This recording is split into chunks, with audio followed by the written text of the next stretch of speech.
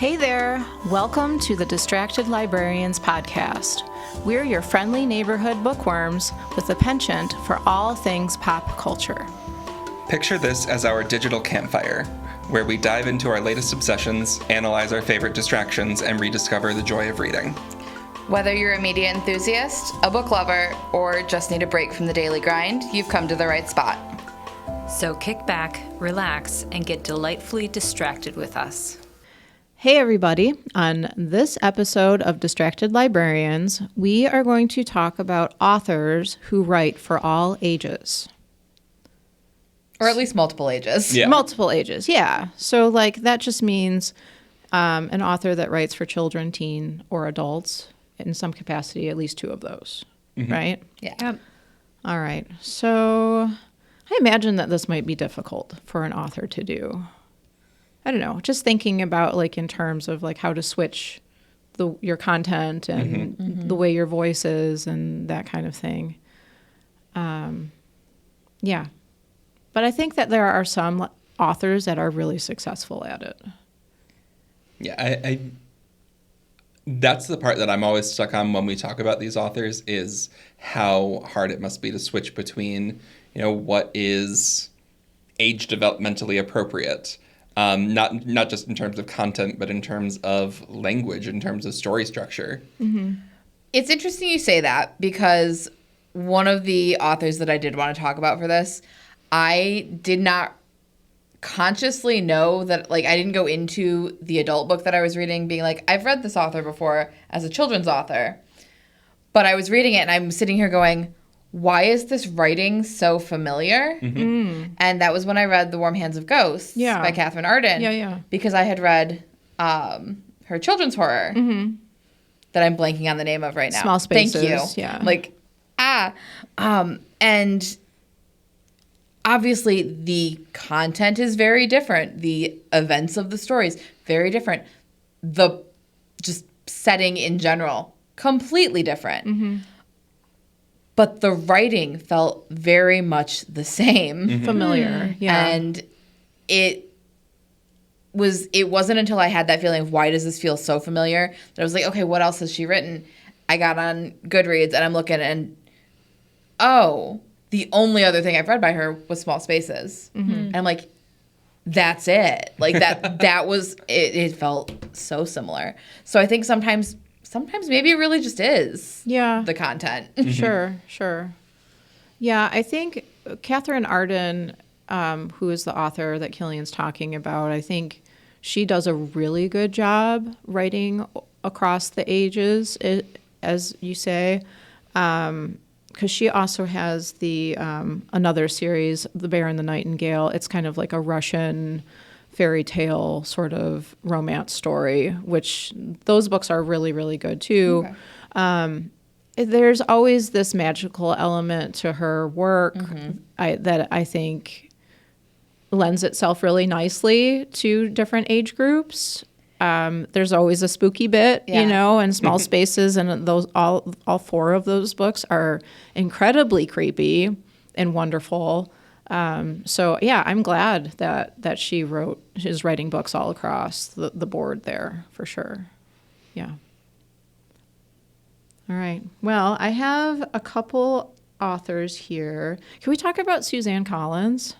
Please. Sure. Okay. Because I read Hunger Games and did not know she had written children's books. I've only read Hunger Games by her. Okay. Same. Oh, really? Okay. I know of Gregor the Overlander. Yeah. I read the first book of Gregor way back when. Yeah. And I mean, clearly Gregor was written first, I'm assuming. Mm-hmm. Yeah. Those books are really good. They're solid. Yeah. And I always recommend them. I just don't think, oddly, it seems like I don't think anyone realizes that's her, right? It's just very strange, but.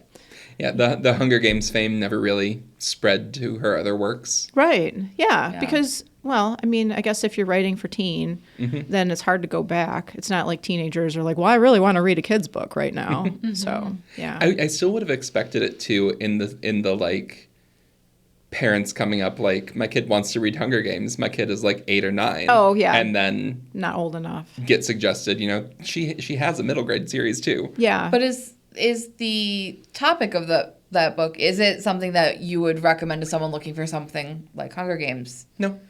And that's the thing, is I think when people usually come to us looking for, my kid wants to read Hunger Games, I don't think they're ready for it. Mm-hmm. You wouldn't. We're going into kids' dystopia. Exactly. That's fair, yeah. Yeah. I know I have recommended Gregor many times. Mm-hmm. Killian and I do like a subscription book box, and I'm always throwing Gregor in somewhere just because I think it's I appreciate the supernatural aspect of that one. Of course, duh. I say this all the time, right? But the whole story is really great, and there's a bunch of books. So like kids that really enjoy series and want to like really put their teeth in something that's going to take a while, it's a really good series for that. And then maybe they'll get older, and then they'll realize Hunger Games is the same person, and then they'll put those two things together because I didn't. Yeah. Okay. Anybody else have an author that? So, John Green, Oh, Fault in Our Stars, which is a YA book. And so he wrote Anthropocene Reviewed, which is a series of essays about issues in society, environmental issues. And then now he's coming out with, I think it may have just come out this month or maybe next month, Everything is Tuberculosis. I've heard about those. I'm really excited to read those books. I know he has a podcast, so I think it's very easy for him to then package, translate the podcast content to essays. Okay. But he's a really easy person to read, or easy.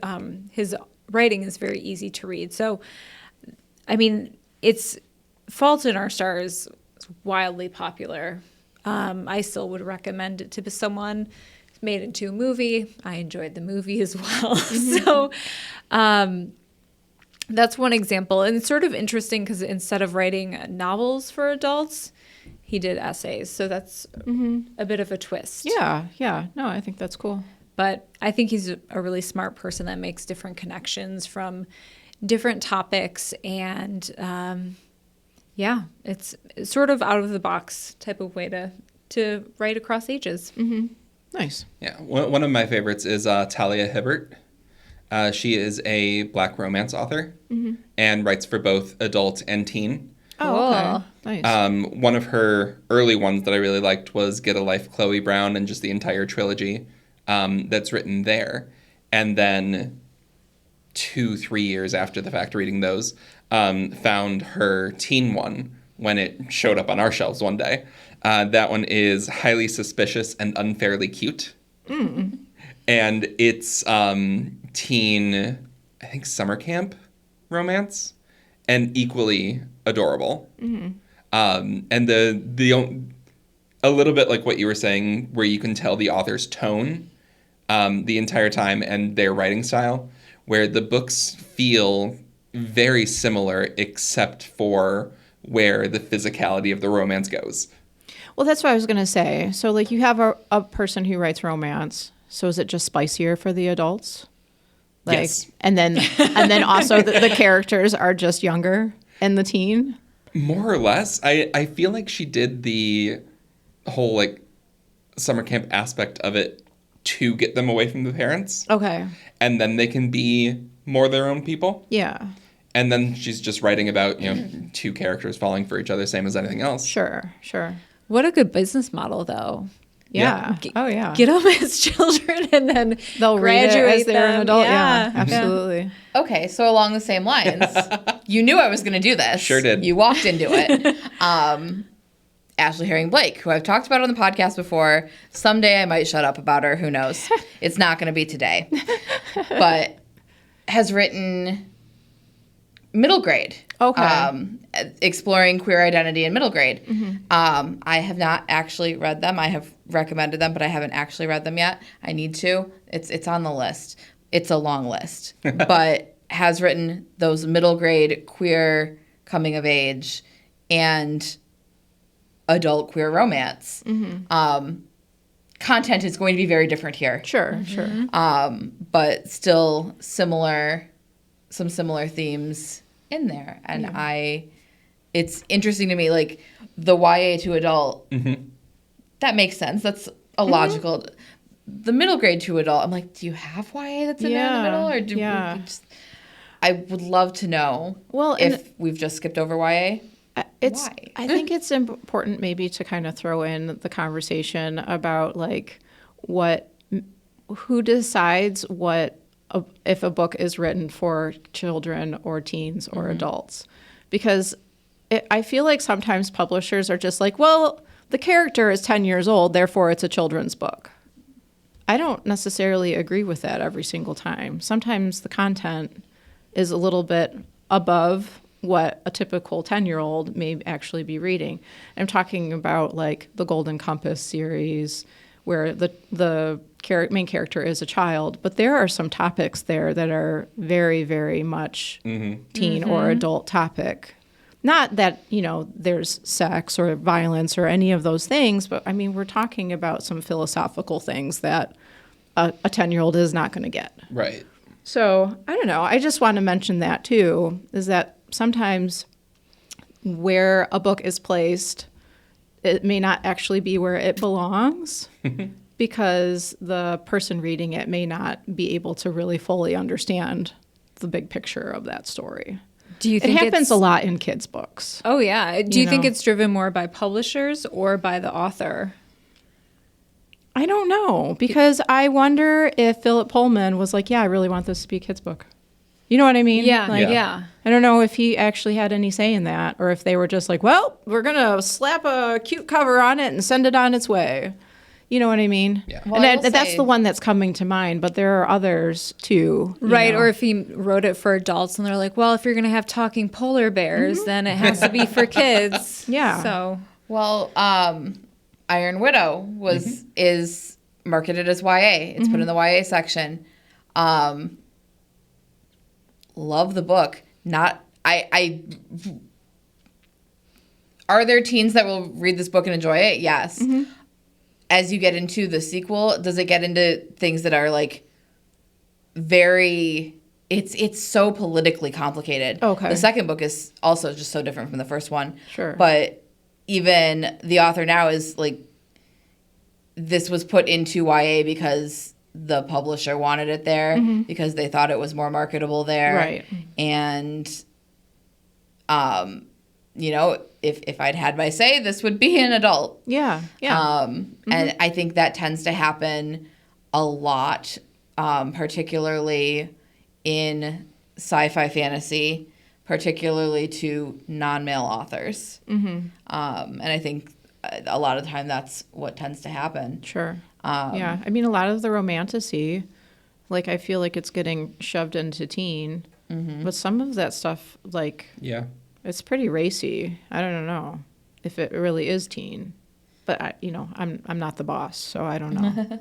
And you also have the series that sort of grow up with the readers. Yeah. So you're looking at the Harry Potter books where 1 and 7 are marketed to very different groups. Sure. Looking Princess at Diaries. Princess Diaries. Yeah, where very actually much grew some up. of those books are in our teen collection because of the content.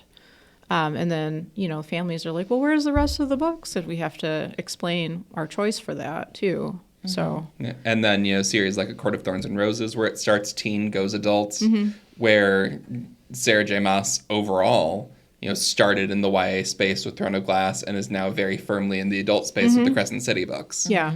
And, if you read all of her 12, 14 books at this point, it sort of ages along that line the whole way. Sure.